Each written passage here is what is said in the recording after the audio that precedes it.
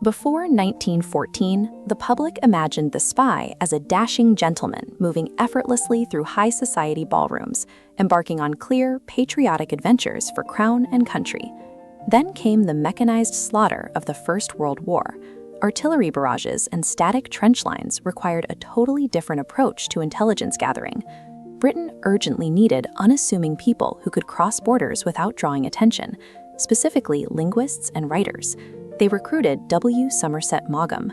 Maugham was a highly successful English playwright and novelist, making his profession the perfect cover for international travel. The sheer scale of the global conflict made the romantic hero obsolete.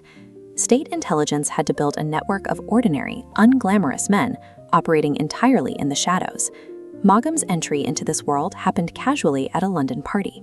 A ruthless spy master, known only as R, approached him, and soon Maugham was working under the literary alter ego Ashenden.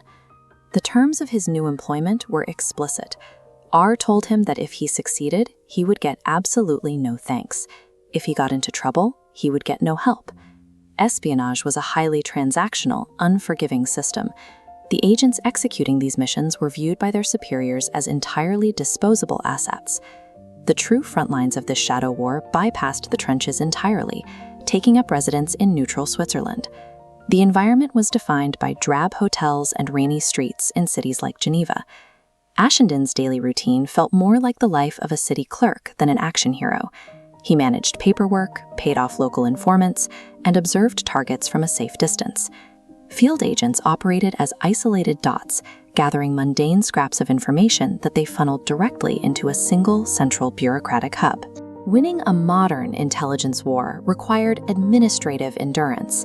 Success came from tracking paper trails as the volume of data grew to crushing, monotonous levels. This bureaucracy also demanded steep moral compromises. In one operation, a recruited assassin known as the Hairless Mexican completes his mission, only to discover he has confidently murdered the wrong man.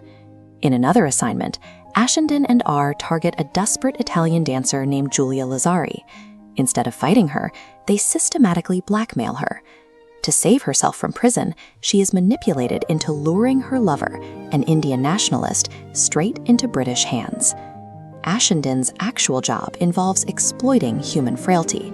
By lying, stealing, and aiding murderers, the operatives working for the state become morally indistinguishable from their enemies.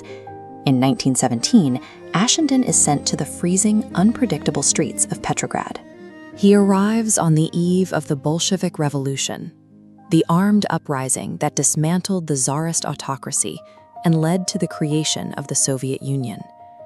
The orderly bureaucracy Ashenden knew in Switzerland instantly disintegrates in the face of total societal collapse. Caught in the chaos is an American businessman named Mr. Harrington. He dies during a violent street battle, entirely because he stubbornly refuses to abandon his clean laundry. In the fog of a revolution, administrative control vanishes. The casualties in this line of work are senseless, pointless, and entirely unheroic. Years after the war, Maugham published these experiences in a collection of stories called Ashenden. Winston Churchill was furious, accusing Maugham of violating the Official Secrets Act, the UK's primary law used to protect state secrets and national security. Facing the threat of state prosecution, Maugham was forced to burn 14 of his unpublished manuscripts. The government's intense panic validated the work. Maugham's fiction was the closest the general public had ever gotten to the classified reality of intelligence gathering. This realism laid the groundwork for the modern spy genre. You can trace a direct literary line from Ashenden to the weary, bureaucratic protagonists written by John le Carré, a former British intelligence officer who mastered the morally ambiguous spy novel. The same working-class, cynical espionage tone heavily influenced Len Deighton, another pioneering British author of the era. Maugham proved that the modern spy is not a glamorous savior. They are, in his own words, a tiny rivet in a vast machine, ordinary operators navigating a morally